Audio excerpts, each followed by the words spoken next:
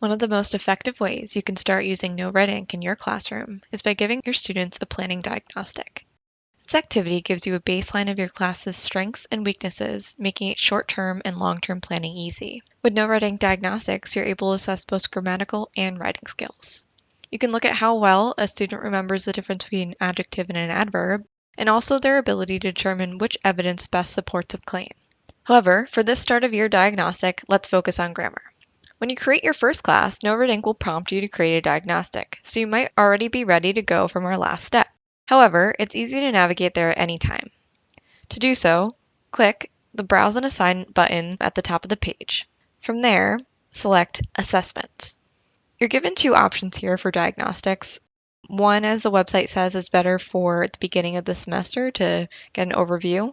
The other, Unit Diagnostic, is better for small chunks and focus skills during the year.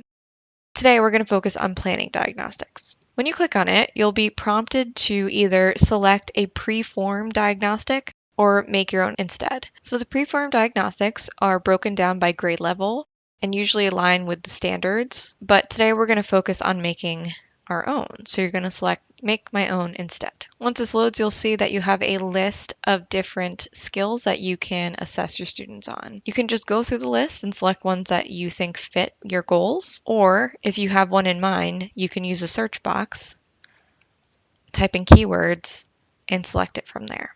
If you want more information on a topic, simply click on it, and you get a clear definition. Once you've selected all your desired skills, you have the option to choose how many questions per skill you want on your diagnostic. I recommend keeping the total estimated minutes under 60. Obviously, more questions equals more data. And a lot of the time, the kids might not need the full 40 to 60 minutes. However, if that kid does take 60 minutes, you don't want them to get discouraged. So I recommend keeping that top end underneath 60 minutes. Now you're ready to hit continue to get to the final stage. On this page, this is where you put in your final information for the diagnostic. You can select when the assessment will be visible to students. You can pick the due date. You can give it a title. And you can also select which classes will be given this particular diagnostic. This is especially helpful if you have multiple classes of the same grade. After your students take the diagnostic, No Red Ink gives you a breakdown of how your students did in each skill. You can use this to see which topics need review and instruction overall. For example, my class looks like they need an overall review of parts of speech. Or you can identify if a particular group of students needs more focused, individualized instruction. For example, most students seem like they did pretty well on restrictive and non-restrictive classes, but if I click the drop-down menu, these students in particular might need a closer review.